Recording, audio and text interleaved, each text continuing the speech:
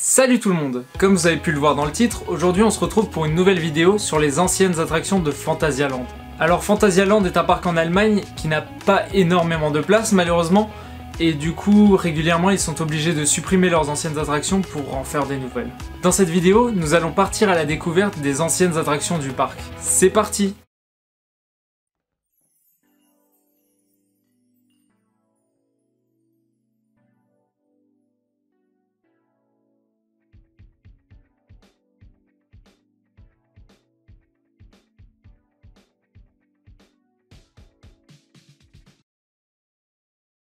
Et on commence tout de suite avec l'attraction Gondelbahn 1001 Nacht, qui est une attraction Schwarzkopf construite en 1970.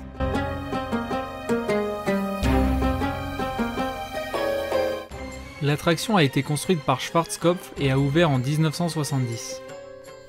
C'était un parcours scénique en gondole comme Peter Pan à Disney, à la différence que celle-ci était à moitié en extérieur. Elle était située sur une partie de l'actuel Kaisersplatz, à peu près là où se trouve Maus au chocolat et la grande boutique de souvenirs. On pouvait y voir des scènes faisant référence à Ali Baba et les 40 voleurs, Scheherazade, Vogelrok et plein d'autres contes des Mille et une nuits. Le parcours a été plusieurs fois modifié au fil des années, comme par exemple en 2001 où une courbe a été retirée pour que les gondoles ne croisent plus les chemins des visiteurs. Suite à l'incendie survenu sur d'autres attractions du parc, les décors non immifugés ont aussi été supprimés.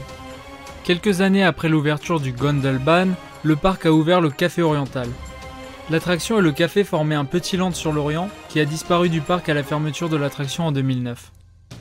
C'était l'un des premiers véritables lands thématiques du parc. Dans la vidéo précédente, on vous a parlé d'Efteling et de sa forêt des contes. Eh bien, sachez qu'à Phantasialand, il y en avait aussi une.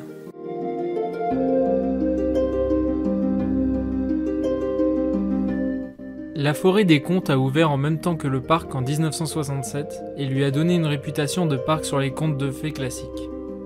Il s'agissait d'un land thématique avec différentes mises en scène à l'aide d'animatroniques. Pour activer les scénettes, il fallait appuyer sur un bouton puis les animatroniques se mettaient en mouvement avec un narrateur qui racontait l'histoire. Les premiers animatroniques venaient du marionnettiste Richard Schmidt, qui en avait marre que ses marionnettes finissent dans les bacs des chaînes de télé et voulait un endroit où elles seraient en contact avec le public. C'est lui qui a créé les premiers décors de Phantasialand également. Dans cette zone, on pouvait par exemple voir des contes comme Le Petit Chaperon Rouge, Cendrillon, Hansel et Gretel, Dame Holle et plein d'autres encore. 5 ans après l'ouverture du parc, en 1972, le château Frankenstein vient s'ajouter à la Märchenwald. Les scènes qu'on pouvait y trouver étaient bien plus effrayantes que celles du reste de la zone. Certaines parties de la forêt des contes sont supprimées dès 1986 pour construire de nouvelles attractions, mais les contes de fées des frères Grimm restent jusqu'à 2007.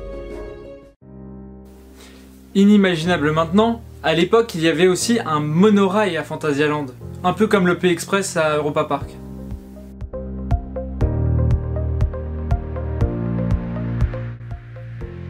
Le Phantasialand Jet est un monorail du constructeur Schwarzkopf ouvert en 1974. Le plan initial prévoyait de le relier à la gare de Brühl pour que le parc soit mieux desservi en transport public, mais ça n'a pas été fait finalement. Au final, le monorail ne reliait pas plusieurs stations entre elles, mais proposait un tour du parc avec guide audio. Les trains étaient donc conçus pour atteindre les 40 km/h, mais étaient bridés à 20 km/h au parc. Au total, il y avait 3 trains différents d'une longueur de près de 30 mètres. Un train rouge, un train bleu clair et un train bleu foncé. Le bâtiment de la station n'était au départ qu'une tente verte, mais il a été transformé en temple maya en 1997 pour coller au nouveau land mexicain. Le train passait dans un tunnel appelé Tunnel du Temps, où on pouvait voir des animatroniques d'hommes des cavernes, de dinosaures, de mammouths et plein d'autres choses encore. À la fermeture de l'attraction en 2008, certains animatroniques ont été déplacés à Phantasiana Erlebnispark dans l'attraction Dino Adventure. Pour la saison 2009, la station a été transformée en temple de Tula, où on pouvait voir un spectacle pour enfants. En 2012, le bâtiment a été complètement rasé pour faire de la place pour Chiapas.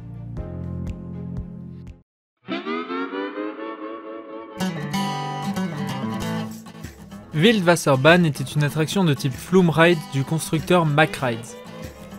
C'était même la toute première attraction de ce type en Allemagne. Le Flume a ouvert en 1974, en même temps que le land western Silver City dont il faisait partie.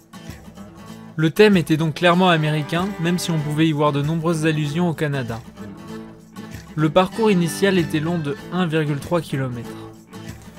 En 92, le parc a décidé de séparer l'attraction en deux, c'est-à-dire que d'un long parcours de bûches, ils en ont fait deux plus petits. C'est ainsi que sont nés Stonewash et Wildwash Creek, appelés simplement Whitewater 1 et 2 jusqu'à 2002. Comme la gare avait déjà deux quais d'embarquement, l'aménagement n'a donc pas nécessité beaucoup de travail.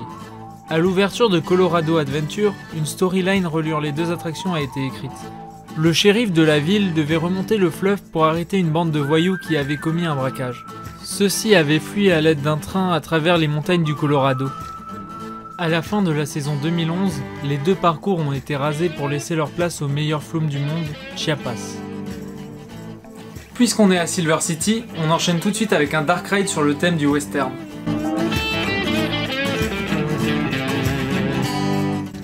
La mine d'argent avait déjà été planifiée à la construction du land. Les fondations étaient même déjà posées 6 ans avant l'ouverture, mais le parc avait préféré se concentrer sur l'achèvement de Chinatown. L'attraction a ouvert en 1984, la même année que le tunnel du temps du monorail, qui se trouvait dans le même bâtiment. Le tour était séparé en 3 grandes parties, la mine d'argent, une hacienda et une guerre entre soldats et bandits. Le tour avait une durée de 10 minutes et comptait environ 120 animatroniques. Le constructeur est encore une fois Schwarzkopf. Il y avait en tout 10 trains pour une capacité horaire de 3700 personnes par heure. En 2012, l'entrée de l'attraction est déplacée suite à la construction de Chiapas. À la fin de la saison 2013-2014, l'attraction est complètement rasée pour laisser place au land Klugein. On enchaîne sur des attractions au destin un peu plus tragique, puisqu'on va parler de Grand Canyon et de Gebirgsbahn, qui ont tous les deux brûlé en 2001. Gebirgsbahn a ouvert en 1975 avec les structures en acier apparentes. L'attraction a par la suite très vite été thématisée pour coller à Silver City. Le lift a été déguisé en viaduc et un mélange de bois et de mousse a été installé tout autour de la structure pour donner l'impression d'un massif rocheux. L'attraction était un coaster Speed Racer du constructeur Schwarzkopf et s'appelait au début simplement Bobbahn 1. Ce n'est qu'en 1989 qu'elle a pris son nom définitif. C'est Werner Stengel, légende des concepteurs de coasters, qui était en charge du projet. Le coaster mesurait 28 mètres de haut pour environ 1 km de long et avait une capacité de 1800 personnes par heure. Le 1er mai 2001, vers 13h50, un grave incendie se déclare en raison d'un problème technique dans l'attraction Grand Canyon Bahn. Le feu se propage rapidement en raison des matériaux très inflammables de la structure du massif rocheux. Gebirgsbahn est donc retiré du parc, l'attraction étant bien trop endommagée pour être sauvée.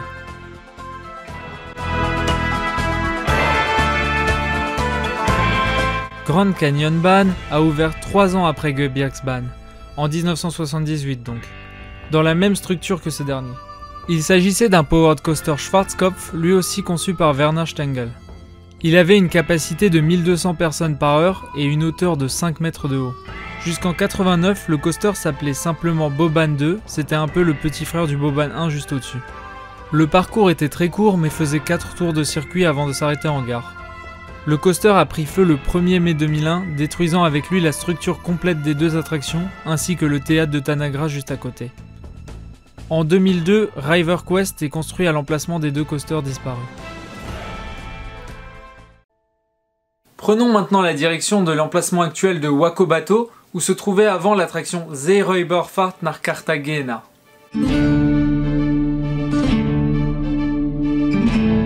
L'attraction a ouvert en 1968 et était une balade en bateau sur un lac thématisé sur le thème des pirates. On pouvait y voir des animatroniques et des mises en scène comme un rhinocéros, un bateau pirate, des crocodiles et une grotte des pirates.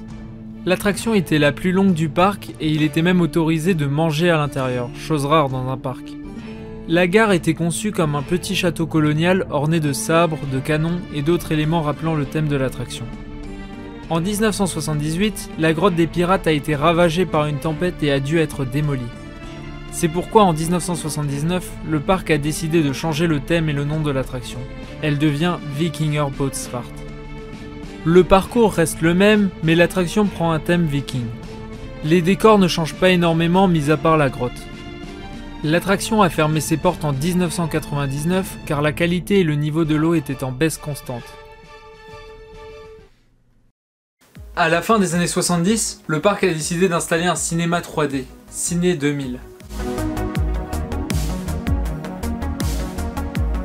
Ciné 2000 était un cinéma 3D dans une tente dorée en forme de dôme. Le but était de plonger le spectateur au cœur de l'action. On pouvait y voir plusieurs films, dont un survol du Grand Canyon, un tour de roller coaster ou encore une course-poursuite en voiture. Le Ciné 2000 a changé plusieurs fois de place au fil des années, la tente étant facilement déplaçable.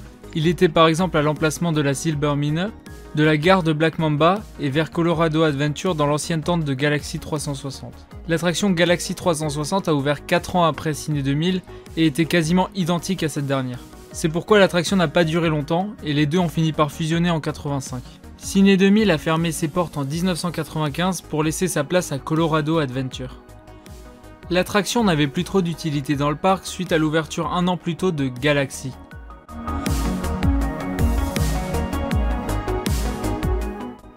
Galaxy était un simulateur IMAX dans un grand dôme doré ouvert en 1994. L'attraction était dotée des dernières technologies de l'époque. L'attraction avait pour thème l'exploration spatiale. Elle avait même sa propre mascotte, Alex from Galax, qui était sur tous les prospectus de l'époque. On pouvait même le rencontrer sur le parc. Avant d'entrer dans la salle principale, il y avait 2 pré-shows inspirés des vidéos de sécurité des compagnies aériennes. L'attraction comptait 8 simulateurs de 16 places chacun. Malheureusement, l'étage a été mis hors service après l'incendie de 2001 car il ne disposait pas d'issue de secours réglementaire. Galaxy a eu droit à énormément de merchandising, des casquettes, des t-shirts, des figurines, des cartes téléphoniques et même une édition limitée à 200 exemplaires de la Renault Twingo aux couleurs de l'attraction. En 2005, l'attraction change totalement de thème. Elle passe d'un thème sur l'espace à un thème fantastique sur l'exploration de l'Atlantide.